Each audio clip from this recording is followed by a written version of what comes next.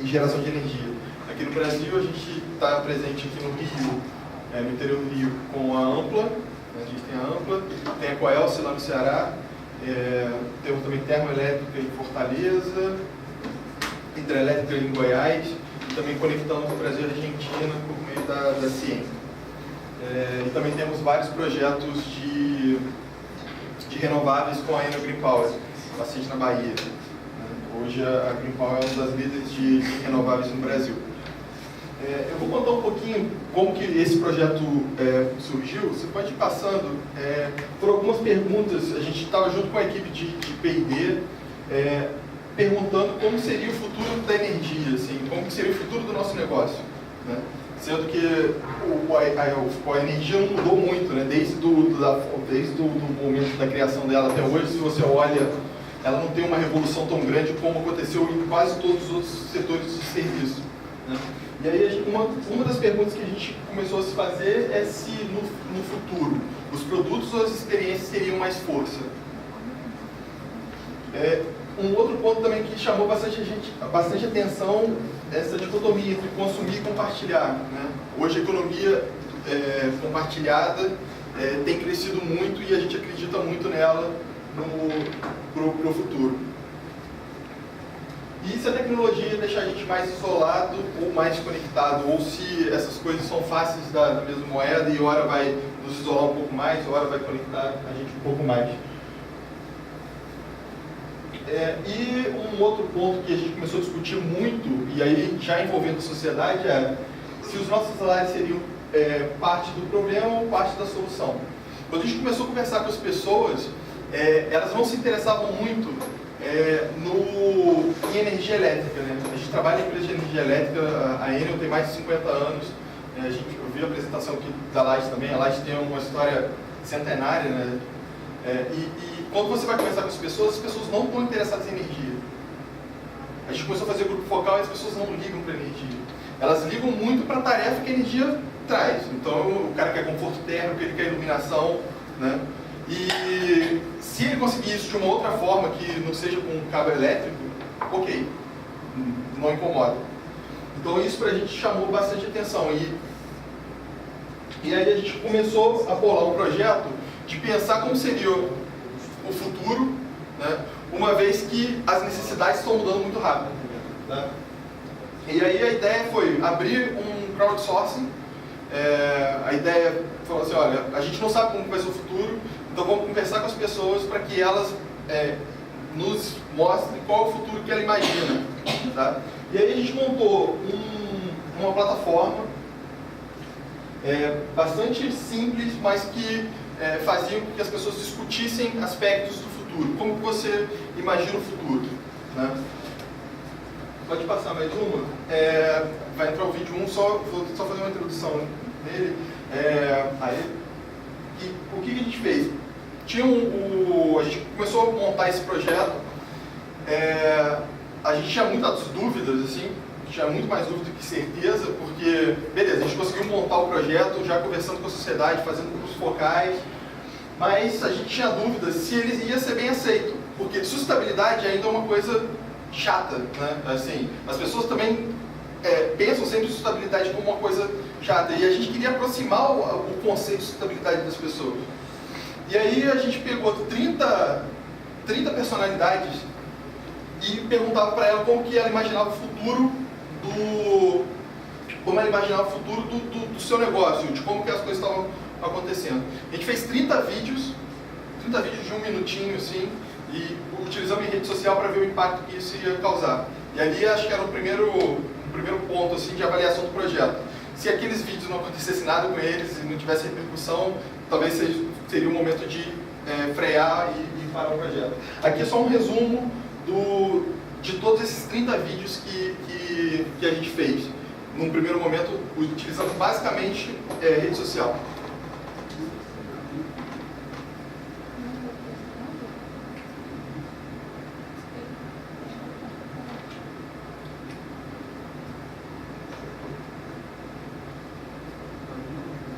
Qual o canal do YouTube?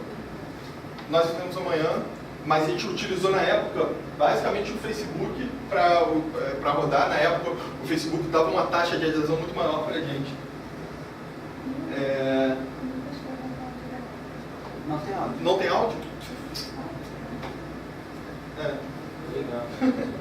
Posso pegar meu computador talvez, não sei. E os vídeos são muito legais, assim. Esse cara aqui é um dos responsáveis pela Farm. Tem gente que só exato, o Celso falando, né? O Michel da 99 Design. Então, foram 30 pessoas falando sobre como elas viam o futuro do seu negócio, né? E é muito legal porque a maioria das pessoas imaginam coisas completamente diferentes. Quando você fala para a pessoa imaginar o futuro, ela começa a pensar mais fora da caixa. E a gente viu que essa era uma sacada boa. Pode passar para o próximo slide. Então, a gente fez isso. A gente teve um resultado muito positivo nos primeiros 2 meses que a gente deixou esses vídeos acontecendo na página do Facebook. E a gente falou, olha, a gente tem alguma coisa bem positiva e vale... Foi o último slide.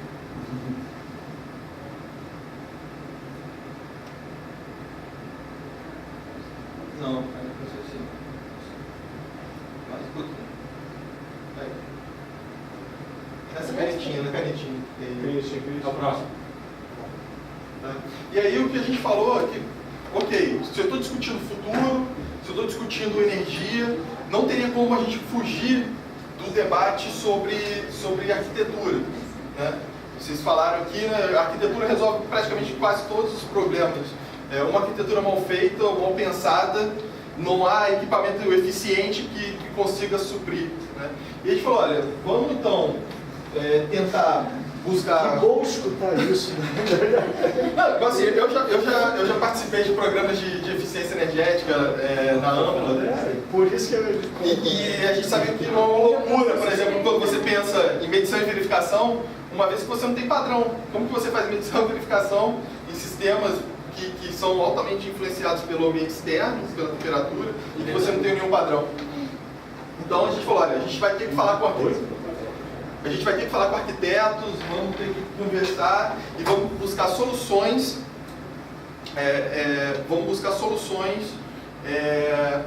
que às vezes não vai precisar de energia, ou vai precisar muito menos de energia, né?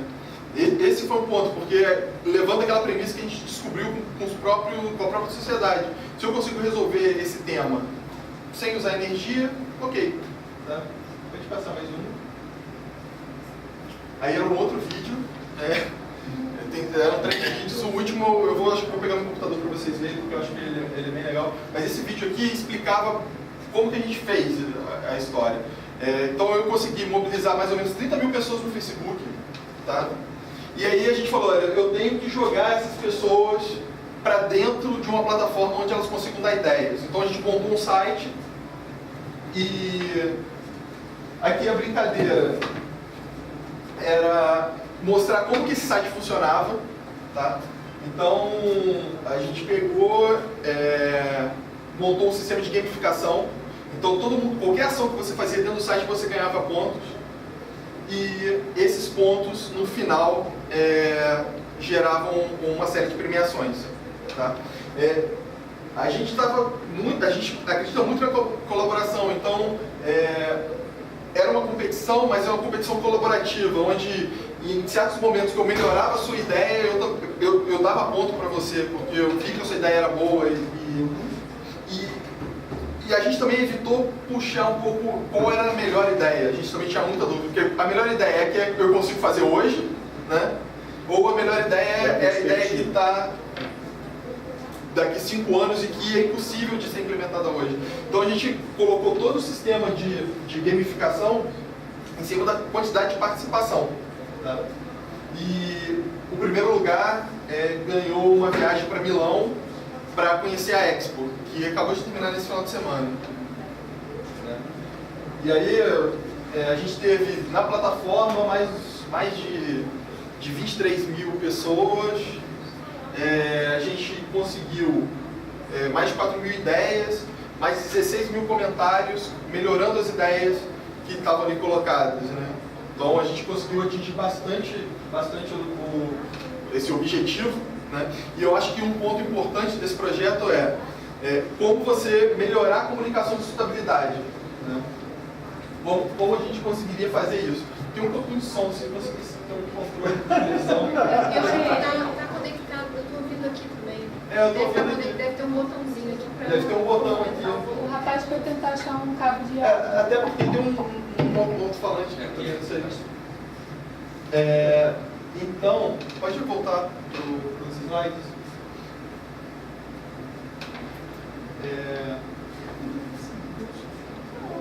Então, esse aqui é só um pouquinho do seu estado lá, 23 mil usuários cadastrados na plataforma. Isso aqui para a gente foi incrível, 106 países acessaram a plataforma. Um dos países que mais acessou, por exemplo, a Rússia. A plataforma está em 3 línguas, está em português, espanhol e inglês. A gente teve mais de 4 mil ideias, 16 mil comentários. E também você podia entrar na plataforma e curtir as ideias. E aí ajudava a gente a ranquear também. Então teve mais de 13 mil likes na plataforma. Então isso foi muito legal, muito rico. E pode passar mais uma vez? E aí a ideia de fato é pegar essas ideias e transformá-las num projeto de uma casa.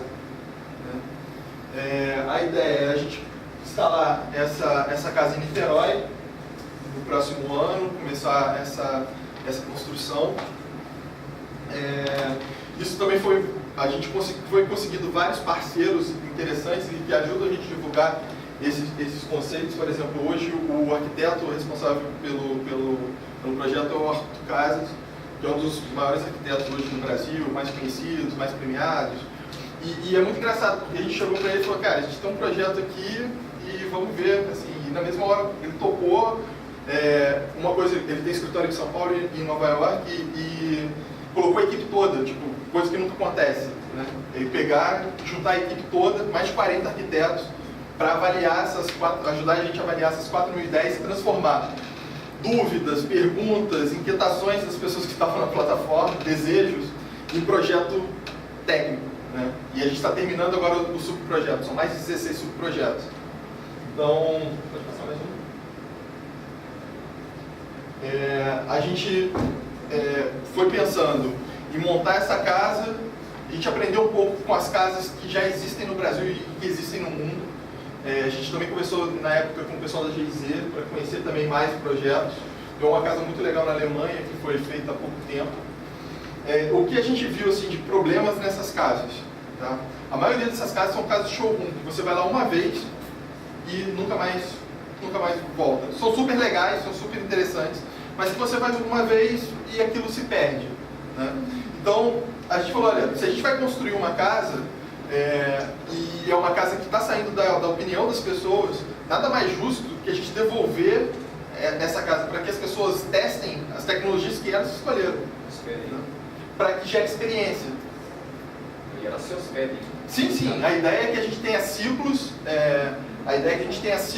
de famílias morando nessa casa, para que elas testem, para ver se, por exemplo, qual o peso da tecnologia no hábito de consumo, né? Ou será que a tecnologia consegue mudar o hábito ou não, entendeu? Ou será que a gente vai ter que mudar a tecnologia para influenciar o hábito? É aquilo que você falou, não adianta a gente pegar e mostrar que, olha, você faz um super projeto no hospital e aí por uma coisa de 2 minutos você joga tudo a perder, né? O investimento, o ganho para a sociedade, para o planeta, para o sistema elétrico. Então a gente falou, olha, a gente tem que fazer com que as pessoas morem lá e elas consigam gerar experiências e tentar fugir um pouco daquilo. Esse projeto, ele é um projeto que, se ele acabar, tá, com a construção da casa e famílias morando, ele pode ser considerado um projeto fracassado, assim, né? O nosso objetivo é que ele consiga sair de Niterói, entendeu? Ele está em Niterói por uma questão circunstancial, mas a ideia é que a gente consiga levar esses conceitos para outros locais. E até soluções simples que a gente tem conseguido encontrar, fazer com que essas soluções sejam massificadas. Tá? Então, por isso que a gente quer fazer essa história do Living Lab. É claro, a gente vai ter que mostrar essa casa, porque a empresa também ajuda a gente a propagar essa informação, mas é importante que as pessoas morem, é importante ter o acompanhamento das universidades. Hoje a gente tem a PUC e a FGV apoiando o projeto, então é importante que elas analisem os resultados que estão ali sendo coletados e montem relatórios técnicos e que ajudem a gente a montar melhores projetos no futuro. Pode passar. Então é só para vocês entenderem uma linha do tempo, mais ou menos como a gente pensou. O projeto começou no finalzinho de 2015, em dezembro de 2014, desculpa. Tem toda essa parte de crowdsourcing que a gente foi captando as ideias, a plataforma ainda está aberta. Quando a gente começou o projeto, a gente falou, olha, a plataforma de crowdsourcing vai ficar aberta por 6 meses no máximo, e quando acabar esse período a gente fecha a plataforma, começa a construção, e aí o que a gente foi percebendo é que a gente não podia fechar a plataforma, porque tem gente lá dentro, entendeu? Então a gente viu que, olha, não tem como a gente fazer isso, temos que deixar a plataforma aberta, as pessoas ainda estão colocando ideias na plataforma, melhorando as ideias que estão lá, então a gente vai deixar. A parte de construção é para que ela tem que acontecer em 2016, e a partir do final de 2016 ter esse período de experiência que a gente não sabe até onde vai chegar. A gente imagina que alguns ciclos a gente vai conseguir fazer. E a ideia é que esse projeto ele tem a necessidade de ter parceiros, entendeu? Porque nós somos empresa de energia, né? Então a gente resolve só uma parte do problema. Então eu tenho que me associar a outras empresas que nos ajudem a cobrir as funções da casa. Cobrir essas outras lacunas. E como a tecnologia avança muito rápido, a gente acredita que essa casa vai estar preparada. Esse foi um outro quesito. Por exemplo, a casa está preparada para 5 anos, digamos. A gente pediu mais tempo, então toda a parte de instalações está sendo feita para que a tecnologia possa ser mudada, cambiada com mais facilidade. Tá? Pode ir. Isso daí é muito legal porque a gente foi convidado a apresentar esse projeto na Expo Milão, que acabou agora, dia 31, no sábado. A Expo, muita gente não conhece assim, mas a maioria das pessoas conhecem os legados que a Expo deixa, né? Então, a Expo foi responsável por construir a Torre Eiffel em Paris, a Cidadela em Barcelona e até aqui no Rio. A gente já teve uma Expo no Rio, onde a gente tem prédios, por exemplo, a Academia Brasileira de Letras era o atual pavilhão da França, foi o pavilhão da França. E aí ficou para a cidade. O Museu Histórico Nacional também. O desmonte do Morro Castelo também foi por causa da Expo. E aí no nosso caso foi o árabe, na realidade, né? Foi o centenário da independência. Em Milão já tinha acontecido por volta de 1918, onde falava de transporte. E aí foi a primeira, e esse ano o tema foi energia e comida. Comida é energia também. Claro. E foi muito legal porque tá na Expo apresentando esse tipo de projeto que nasce da colaboração de todo mundo, foi muito, muito, muito interessante. Assim, a gente teve uma cobertura bastante legal de vários veículos. Esse vídeo eu acho que eu vou colocar no meu computador porque eu acho que ele é muito legal, porque não foi um vídeo que a gente fez, entendeu? Foi um vídeo de pessoas que a gente conseguiu. Acho que eu vou pegar meu computador aqui, só para colocar um áudio e vocês talvez vejam ali. Tem que falar porque agora acabaram de fazer, né? Está funcionando há muito pouco tempo, uma casa lá em Niterói. Uma casa eficiente lá em Niterói. É o que? É UF? Não, eu acho que eu não tenho certeza absoluta, mas como se fosse um consórcio, tem algumas empresas que estão financiando essa iniciativa.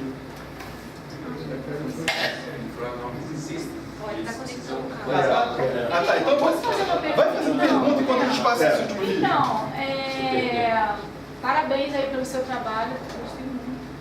E já entrei aqui, já curti sua página no Facebook e já vi que na página de vocês dá pra gente deixar o depoimento, falando também o que nós pensamos da manhã? A gente chamou o projeto de Nós Vivemos o Amanhã, que era meio que... o projeto ele tem essa necessidade do que a gente pode fazer hoje para melhorar o futuro, entendeu? Depois eu vou deixar não vou ficar esperando o que eu futuro. penso do amanhã.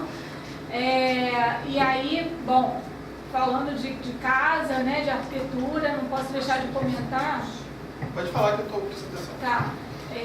Uma vez que essa casa ainda não foi construída, e você teve contato aqui, não sei se você já conhecia essa questão da etiquetagem, deixa aí a proposta para tentar que ela seja uma casa também eficiente do ponto de vista da etiquetagem. Né? Eu posso falar sem microfone, né? Pode. Quando eu vou colocando o vídeo aqui, a gente está seguindo, quando a gente pensou no projeto, e as pessoas falam muito disso, a casa tem que ser sustentável, a casa não pode agredir o meio ambiente. A gente analisou praticamente, não vou falar todos os selos, porque selos tem um infinito, mas a gente avaliou pelo menos 5 grandes selos no mundo. Tá? E se a gente falou, se a gente está falando que é uma casa do futuro, o mínimo que ela tem que fazer, o mínimo é atender todos os selos. Então a gente está conversando com a Fundação Vanzolini, mas os principais, o GBC Brasil, né, que é o LEED, o Aqua, tá? O Procel, eles estão contemplados, e a gente está buscando um selo novo que chama Living Building Challenge. É um selo americano que ainda não tem nenhuma construção na América do Sul etiquetada por eles, e que ele muda... Living Building Challenge. Living Building Challenge. O que ele tem de mais legal nesse selo? É porque ele muda... a maioria dos selos, o que ele faz? Ou ele evita, por exemplo, ele diminui o impacto no meio ambiente, né? Ou, por exemplo, o próprio Aqua, ele já vê toda a parte de cadeia de valor e toda a rede de impacto. Esse projeto, ele tem uma coisa um pouco mais interessante, porque ele trabalha, esse selo tem uma coisa um pouco mais interessante, que ele trabalha a regeneração do meio ambiente. Então a casa tem que não só zerar as emissões e não ser agressivo no meio ambiente, mas como ela tem que regenerar o meio ambiente. Então uma das coisas que essa casa tem que fazer é produzir mais energia do que consome. Ela tem que entregar água mais limpa do que ela capta. Essa casa não tem garagem, certamente, para guardar carro, né? Olha, as pessoas ainda... As pessoas... Não é perguntar maldosa, é tentar olhar o... Então assim, tudo que está no projeto é um reflexo do que saiu da plataforma. As pessoas falam muito de mobilidade, e aí quando elas falam de mobilidade, elas falam muito de integração entre os meios. Os modais.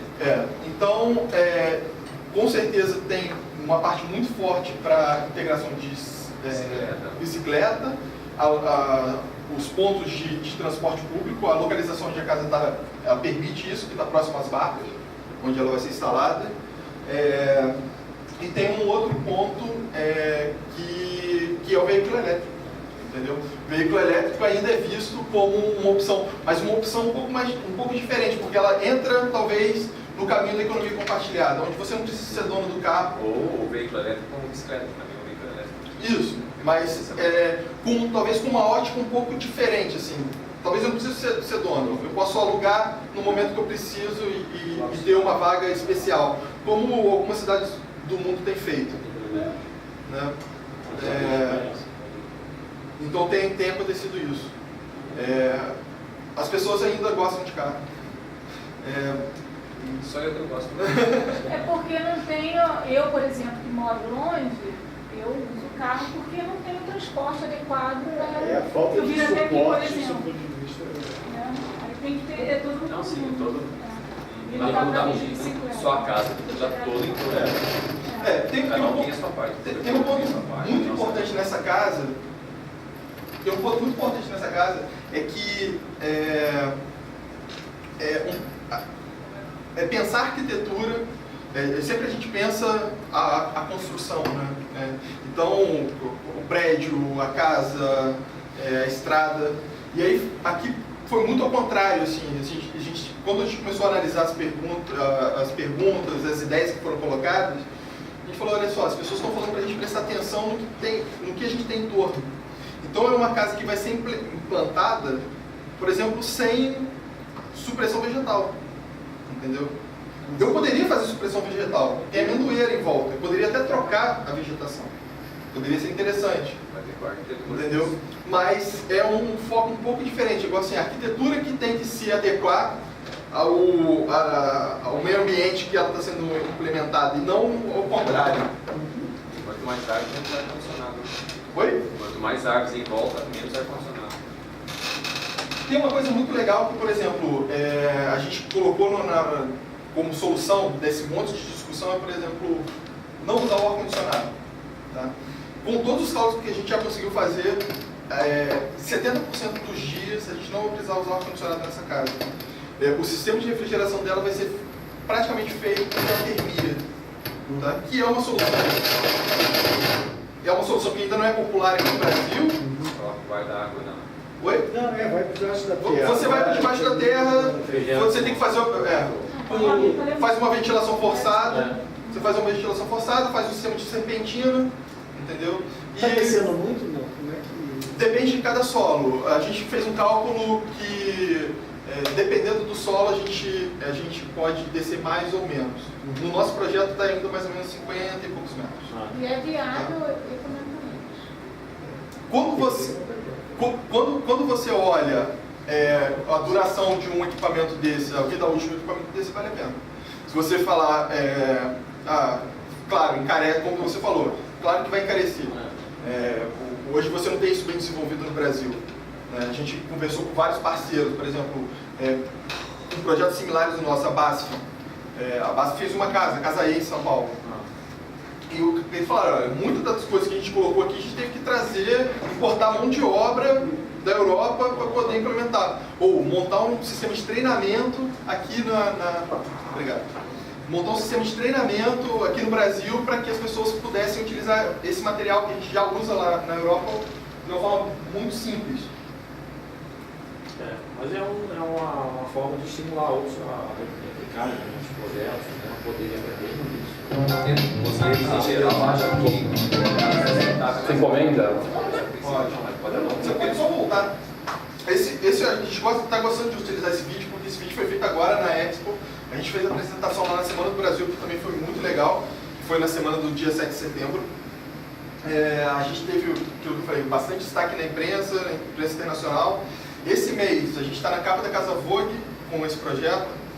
Saiu na Veja Rio, e mais um monte de lugar, BBC e por aí vai. E essas 16 ações, você já tem elas todas mapeadas e detalhadas? Os subprojetos, você está falando, na verdade, tem muito mais ações, tem muito mais tecnologia e ações nesse subprojeto. Quando eu falei 16 subprojetos, por exemplo, o subprojeto de refrigeração, de iluminação, certo. E cada um desses tem um leque de possibilidades e oportunidades. E para todos esses a gente montou cenários possíveis. Né? Mas a ideia é explorar dentro de, por exemplo, você falou refrigeração, realmente teria N opções. Por exemplo, eu mesmo, agora recentemente, adquiri é difícil, né? Você queria ser eficiente nesse país. Né? Fui fazer uma pesquisa, né, para adquirir ar-condicionado, aí olha o que eu fiz. E aí eu fui lá na tabela do selo Procel, né? E aí você quer os mais eficientes, né? Porque você sabe que o custo do longo ciclo de vida, né? Que é o que a gente está colocando. Né? Você vai pagar um pouco mais agora, mas você vai ganhar ao longo da vida. Aí você vê lá que tem um equipamento, né, um split, né? Que eu lá no quarto, né? De eficiência 4,75, pasme, né? A eficiência para o selo é 3,22. Ou seja, o que quer dizer isso? É mais de 50% melhor do que o selo. Ou seja, ele se destaca. Só que esse equipamento você não acha no mercado. Aí eu fui buscar o segundo melhor. Né? Aí eu consegui, tem uns que chega a 4,3, também não acho. Aí eu consegui um, que é o da LG, né? Consegui assim milagrosamente, porque ele está sempre esgotado, né? Por acaso eu comprei um dia lá, que é 4,15, já é, assim, em relação ao 3,22, que é do selo, é mais de 30%. E fazendo a conta, isso ao longo da vida útil, ou seja, você tem tecnologias hoje que realmente dá 12,6 kWh, 12,6 kWh, 600 watts, com 8.500 BTU, né? E ele refrigera maravilhosamente bem, que eu botei lá então, da LG, eu estou fazendo propaganda aqui. Não, Eu só quis mostrar o seguinte, quer dizer, o seu tem que subir essa linha para forçar que eles entrem com as tecnologias, porque a tecnologia existe, só que eles não disponibilizam para a gente. Essa aqui é a questão.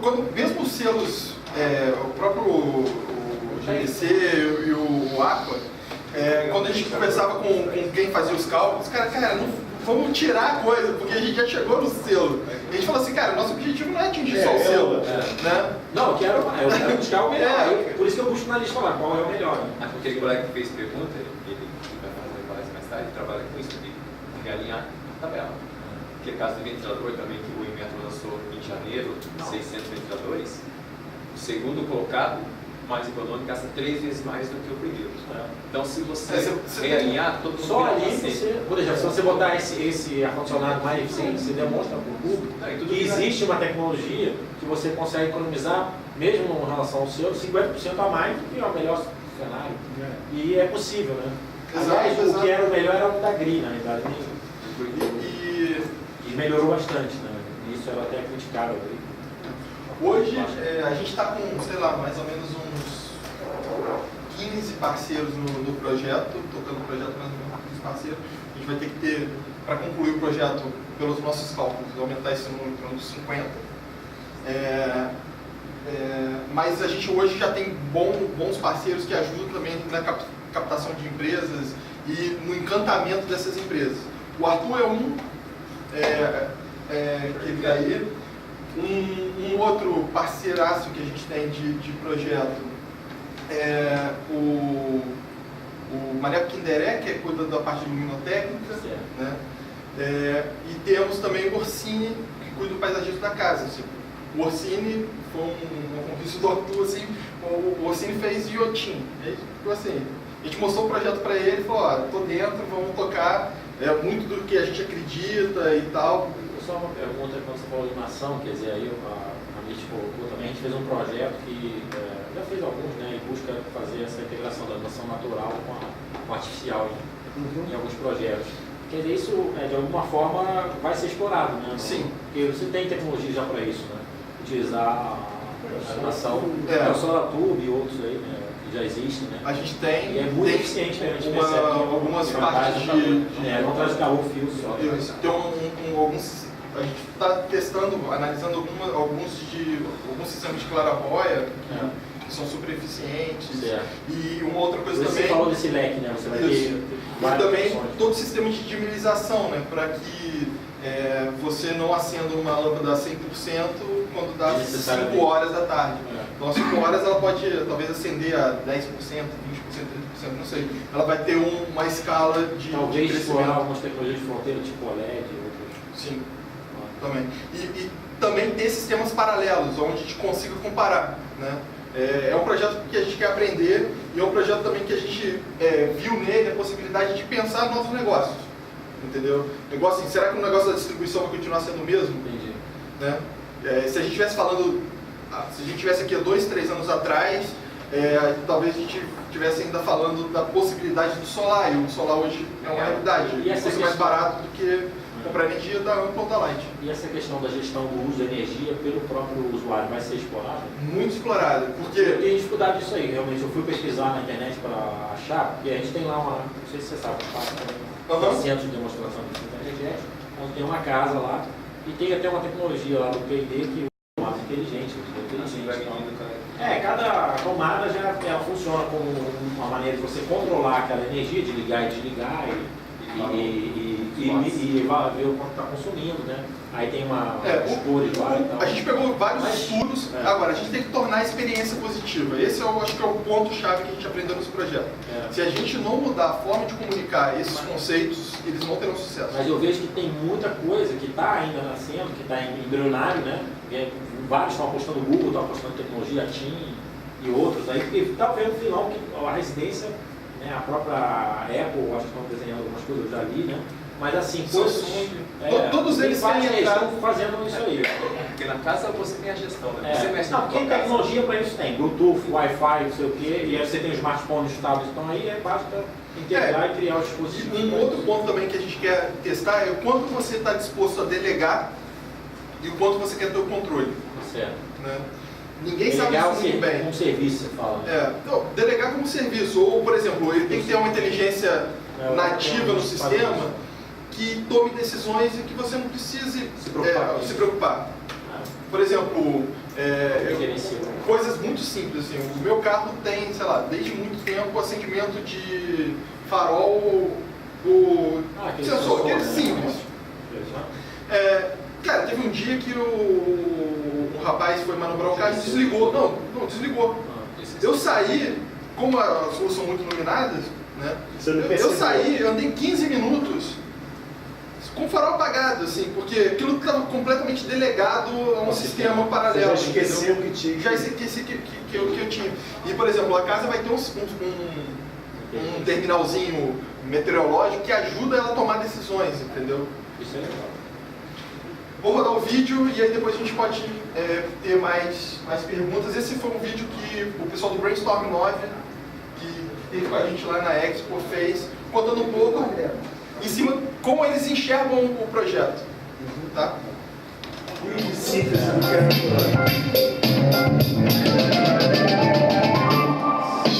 O que me levou a procurar essa plataforma foi justamente a proposta que ela trouxe, né? A construção da casa do futuro, como seria essa casa em 2040. Mas uma equipe de 40 pessoas, nesse momento foi reduzido para 10, são 10 pessoas que estavam pensando, isso é pouco. Então foi daí a importância do crowdsourcing, de chegar com elementos que a gente não imaginava. Essa é uma proposta muito interessante, porque você não precisa mais ficar esperando que alguém construa uma casa dos seus sonhos. Você pode construir junto com outras pessoas, né? O crowdsourcing ele traz essa proposta. Crowdsourcing é uma coisa, cara, eu começava com o pé atrás, sabe? Eu não sabia que ia dar disso.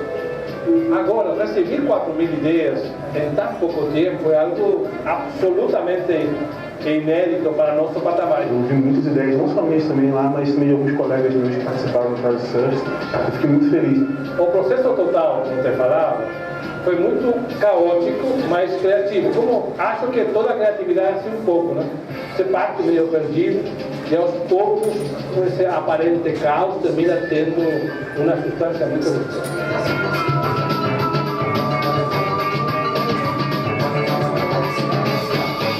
Nós vivemos uma manhã ou nova, é um movimento encabeçado pela no Brasil e pelo mundo que busca aí discutir e propor ideias e soluções tecnológicas para os próximos 50 anos.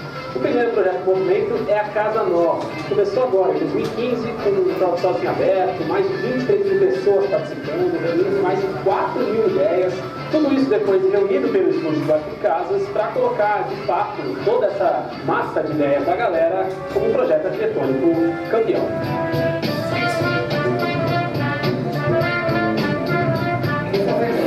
Imaginar como seria a melhor casa hoje, não daqui a 20 anos, como seria a casa ideal para uma família hoje, que não é a casa que a gente habita hoje, é o tipo de casa convencional que a gente habita hoje, que é o ponto principal da questão estética e funcional do projeto.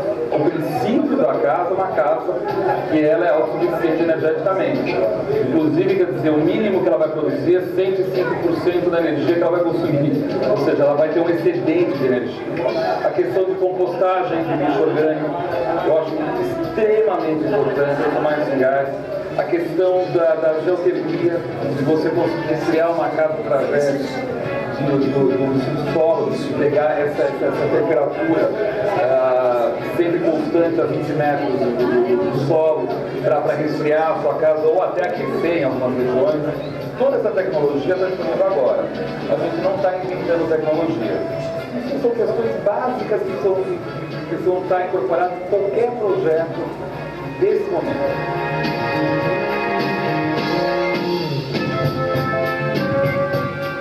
Mas pode parecer bem estranho uma empresa que produz energia, distribui energia, querer fazer uma casa que é autossuficiente energeticamente. E nós sabemos que nosso futuro vai ser muito diferente do que hoje é vender, transportar produzir, transportar, distribuir energia, é um modelo de negócio que está mudando, cambiando. Ao final, nós não queremos ser o dinossauro da festa, sabe? Não queremos que nossas empresas se transformem num museu. A Casa do Futuro é tecnologia, inovação, conforto, arquitetura e praticidade. Tudo ela construída. Esse eu acho que é um vídeo que resume bem e que outras pessoas olhando o nosso projeto. Oi? Tá. Todos esses vídeos estão acessíveis. Esse não está no nosso canal, foi um vídeo que foi feito pelo Brainstorm 9. Então tem lá, se você colocar b9.com.br, você vai, com certeza você vai achar. Gostaria de fazer um convite. A gente está participando da Semana de Design, aqui do lado no Jockey. Começa hoje às 18 horas e vai com programação em vários locais da cidade até domingo. No sábado, 3 horas, a gente faz uma apresentação um pouco mais detalhada, contando um pouquinho como foi a história do crowdsourcing e também o pessoal de arquitetura falando muito melhor do que eu das soluções que a gente conseguiu encontrar. Eu acho que eu tentei ser um pouco rápido, mas eu não sei se eu consegui.